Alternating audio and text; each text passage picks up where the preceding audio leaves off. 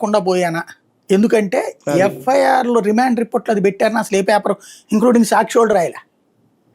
దాంట్లో ఆయన నిన్న చెప్తే కానీ నాకు అర్థం కాలే, ఆయన వాయిస్ అన్నాక. దాంట్లో కమ్మ సామాజిక వర్గాన్ని బూతులు తిట్టాడు, కమ్మల్ని అట్లా చేస్తానట్టు ఇట్లా చేస్తానన్నాడు అని రాశారట.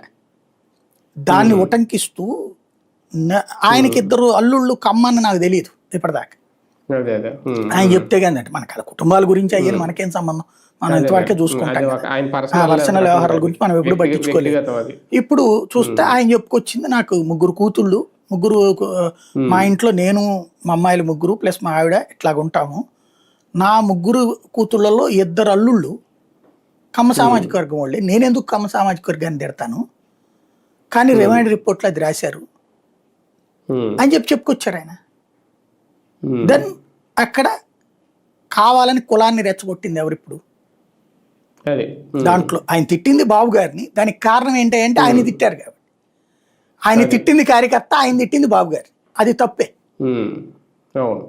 బట్ ఇక్కడ తేడా జరిగింది అక్కడ, ఇది విచిత్రమైనటువంటి పరిణామం అనమాట. ఆ కోపంలో ఇప్పుడు ఏం చెప్తున్నారు కానీ అంబటి రాంబాబు కొత్తగా జవసత్వాలు తెచ్చుకున్నది లేదు, పోగొట్టుకుంది లేదు. జైలు నుండి బయటకు వచ్చాక బెదురుతాడేమో అనేటటువంటి ఫీలింగ్ లేకుండా నేను ధైర్యంగా ఉన్నాను. ఇదివరకు రవీంద్ర అట్లాగే చెప్పాడు జైలు నుండి బయటకు వచ్చాక,